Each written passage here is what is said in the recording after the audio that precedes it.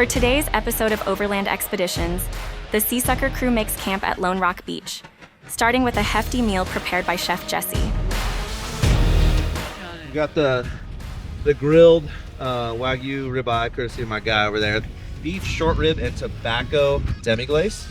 We got creamed collard greens with plenty of this amazing guanciale, like AKA face bacon.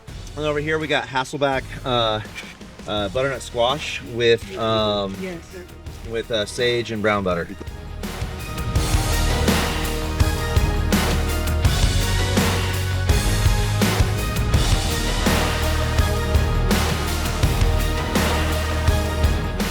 As the food settles, the team dives in to provide insight on the trip and the performance of SeaSucker gear in the rugged western U.S.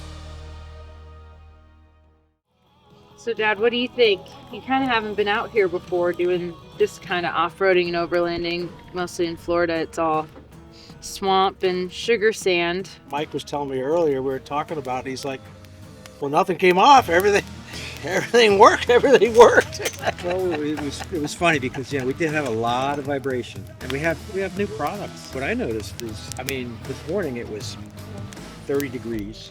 We pump up the things. We were at 8,000 feet elevation. That's true. It's different elevation wound too. up, and I had a water bottle that was empty, and I had crushed it a little bit, and I heard the thing popping as we were going up and down. But everything hung on really well through all the vibrations, through all the dust. Yeah, the amount of those over the backing mounts is insane, but all of them, perfect. I did notice if hold you it do lose one, if one goes up, the dust comes underneath. It's not hard to do. You take everything off, you clean it off, put it back on again, everything's good again. The water port mount works really well. We had them on like every single vehicle, and we had filled them up this morning. Just pour the bottle man, in I there. gotta someone give me a step ladder. No, you do this one.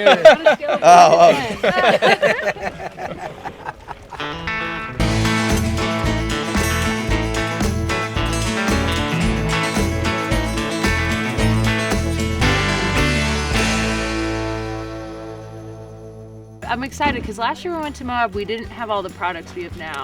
A lot of what we brought last year to SEMA, we had a few new stuff, but a lot of it was reworking of marine products. But now I feel like we have over 10 things that have never been technically Moab tested. Dust, like even like the trash can that Leo did. And when we play with it as much as we have now, we're gonna cut back that material just a little bit, half inch on both sides. Little things you learn, right? Oh, it's great, but it's nice to dial it in and be out here, in the wild, seeing it work.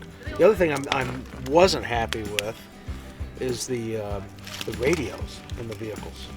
They're always moving around, shaking, dropping, and I want to create a mount, maybe with some rubber built into it so it can't shake and move. Peter had made some prototypes, and we just didn't make the deadline for SEMA this year. Maybe next year. Dashboard accessories, I feel like, would have so much value for people in this space that anything that helps organize.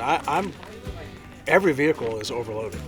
Yeah. I didn't think they would you be. see that I think that's one of the big things you learn while you're out here is how much time you spend in your vehicle and how quickly your vehicle can fill up.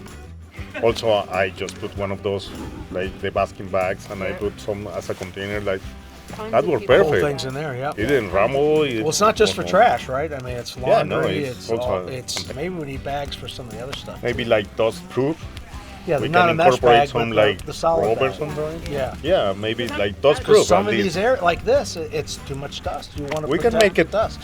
Water resistant, and that wanna be like dust proof as well. Not As like an outsider using a who's mesh. never done this before, that was a pain, like going in the back, and I was like, oh my god, like literally everything that's back here we need to clean first before we can use it. And not everyone will have a water port mount. They're not all going to be spoiled like us. Yeah. Well, I don't know, guys. I think that's a good recap. We don't stop thinking. And we are keep improving all the products.